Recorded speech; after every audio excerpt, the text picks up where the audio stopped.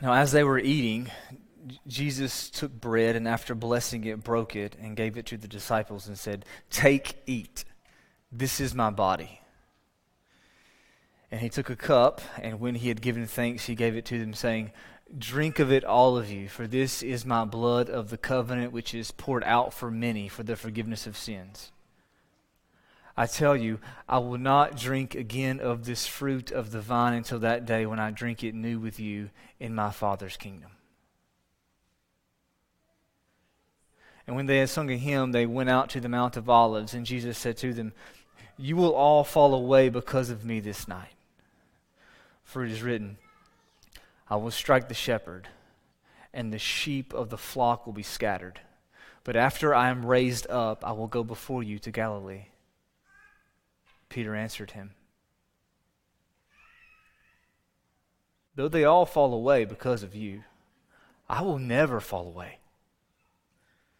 Jesus said to him, "Truly I tell you, this very night before the rooster crows, you will deny me 3 times.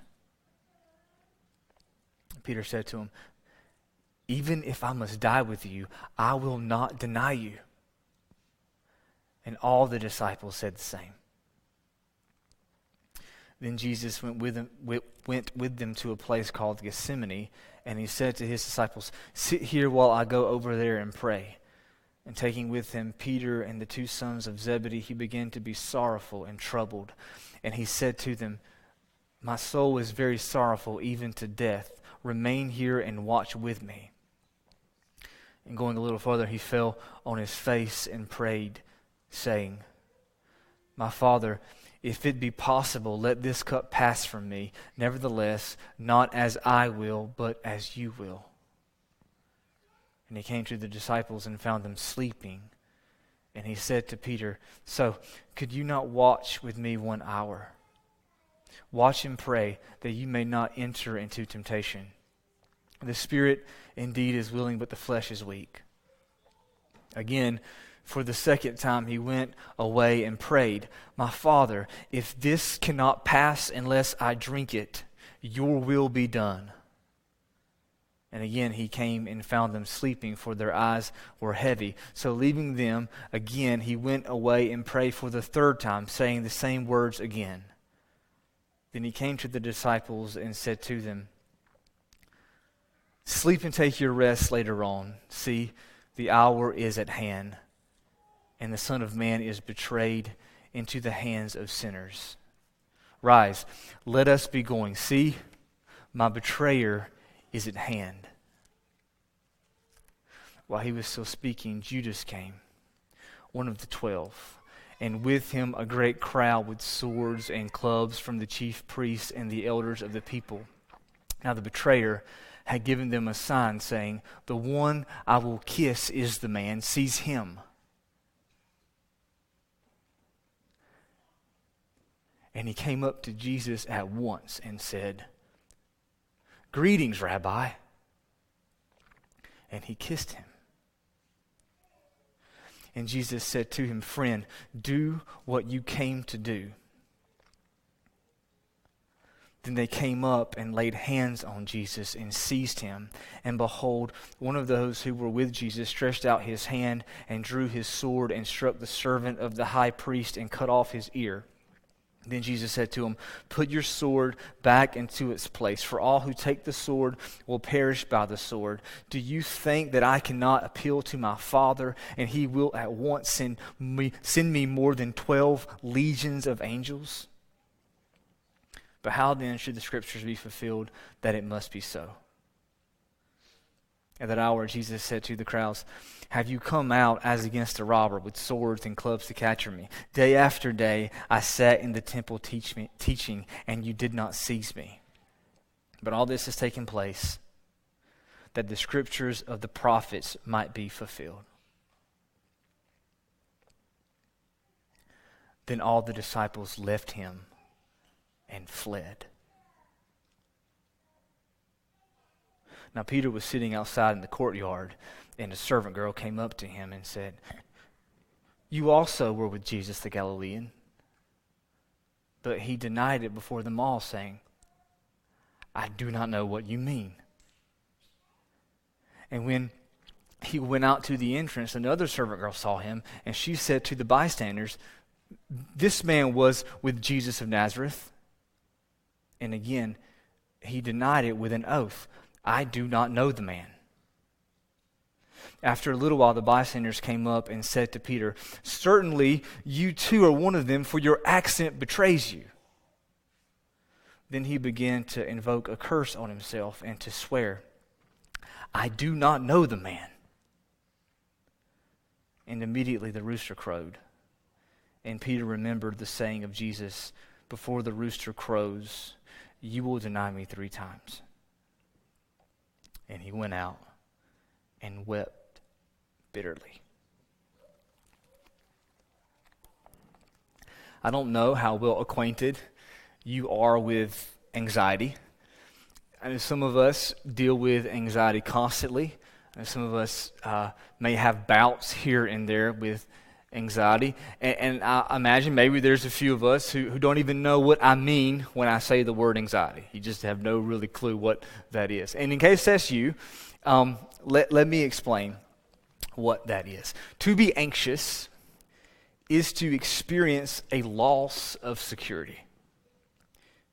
To be anxious is to be in a state of unease and dread and misgiving about something that you care about. If worry is an action or reaction to circumstances, anxiety is a mindset. Anxiety is a feeling that refuses to isolate itself on one thing, but instead it tries to poison everything that we value. Anxiety will work its way into you and try to uproot whatever it is that you have planted in your life. Everything, by anxiety, everything gets knocked off-centered. It will make you doubt. It will make you envision the loss of everything that you care about. It will make you lose your feeling of security by the realization that you have so much to lose. And you don't ask for this. You don't want this to happen. It just comes. Anxiety just comes. And strangest of all, when it comes to anxiety, I think, is that we keep trying to tell ourselves that it's irrational. We try to tell ourselves that it's silly, that the things we fret over will not really happen. We try to tell ourselves this, but we know, and this is the strange part, we know that some children do grow up to make terrible decisions. And some spouses do die in car wrecks. And some unmarried women never get married. And some longtime employees do get let go. And some airplanes do blow up. And some bridges do collapse. And some friendships do end. And some church plants do fail. And we can try to convince ourselves that it probably won't happen to us. There still is this chance that it might happen, that it could happen, that really it wouldn't take all that much for everything to go terribly wrong. And so anxiety may quiet down from time to time, but it's still there. Anxiety's still there. And that means that we have more thinking work to do. And eventually this means that we have to take inventory on all the things that anxiety has infected. Our children, our marriage, our friends, our dreams. And then when we take inventory of these things, we have to go face to face with our anxieties. And we have to ask the question, which of these things that I'm anxious of losing can I not live without?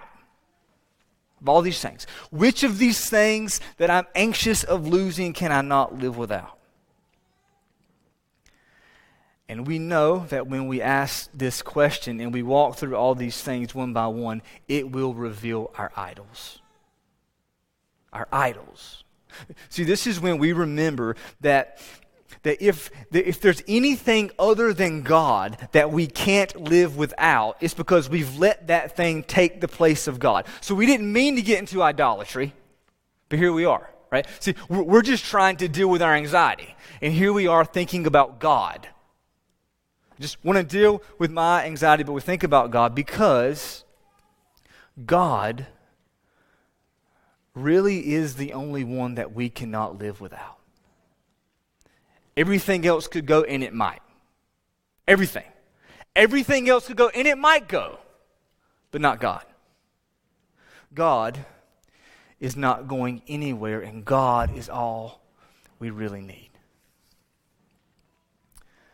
And again, for some of you who are maybe new to anxiety, I should tell you that it never really follows such an orderly course.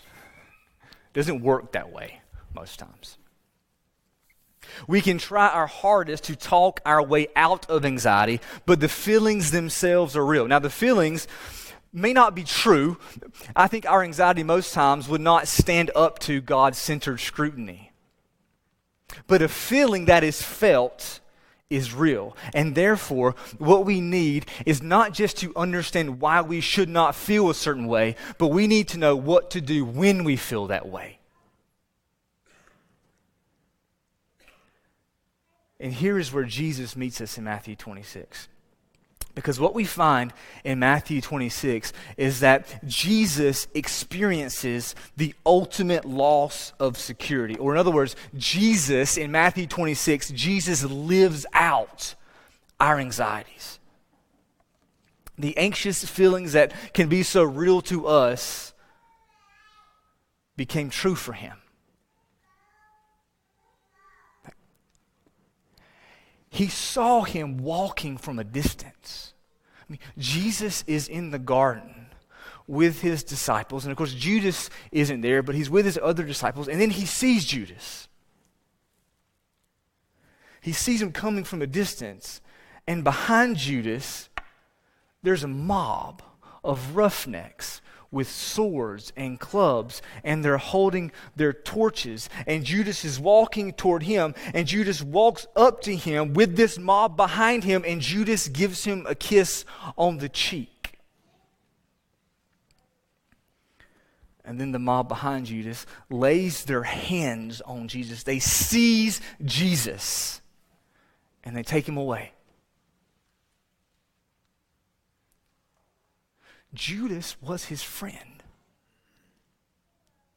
We forget this part. Judas was his friend.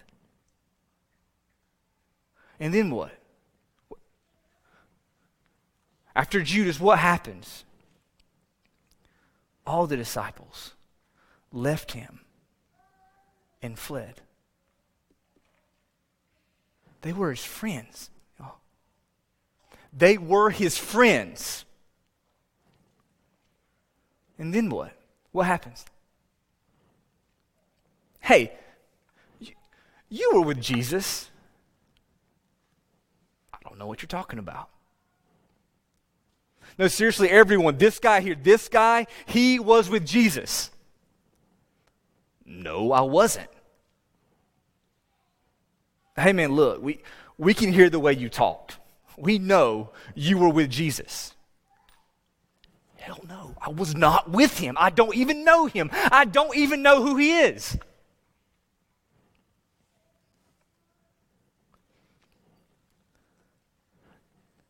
Peter was his closest friend. His closest friend. These were the relationships around which Jesus had built his earthly ministry. And now Judas has betrayed him. All the disciples have abandoned him. And now Peter says he doesn't even know who he is. The loss of security that we might feel, the anxieties that can be so real for us, became true for Jesus. And yet it gets even worse. See, technically, he can live without the disciples.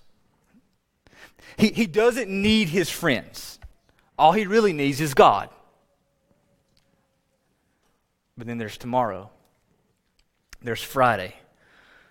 When, in a matter of hours from now, the Messiah who was betrayed, abandoned, and denied by his friends, is the Messiah who is forsaken by his God.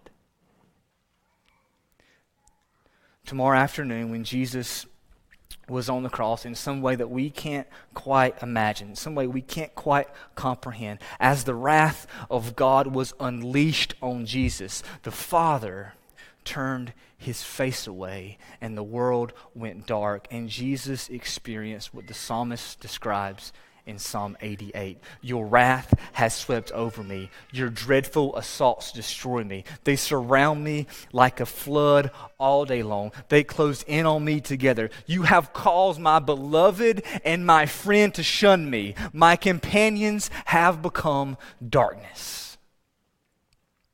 Jesus was left all alone. He was abandoned in the truest sense so that we would not be. But that when we feel like we're abandoned or that we might be abandoned, when we feel that we might be abandoned, Jesus doesn't say, hey, don't feel that.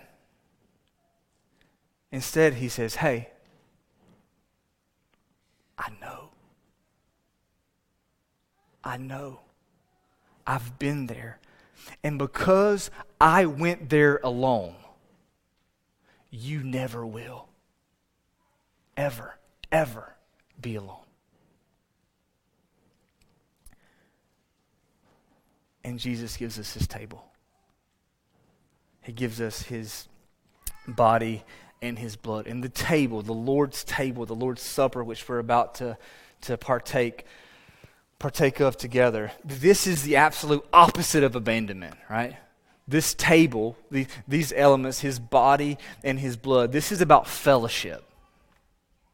This is about fellowship. And tonight, what we're going to do, which is a little bit different for us at Cities, if you're new, usually at Cities we have servers come and take the elements to you, but tonight we're going to do it a little bit different. It's going to be the same. We have a gluten-free option here. We have the cup here. You got grape juice on the outer ring, wine in the center. But what we're going to do tonight that's going to be a little bit different is instead of taking the elements to you to serve you, we're going to invite you to stand and come up front and take the elements for yourself. We're going to invite you to come up and take them yourself.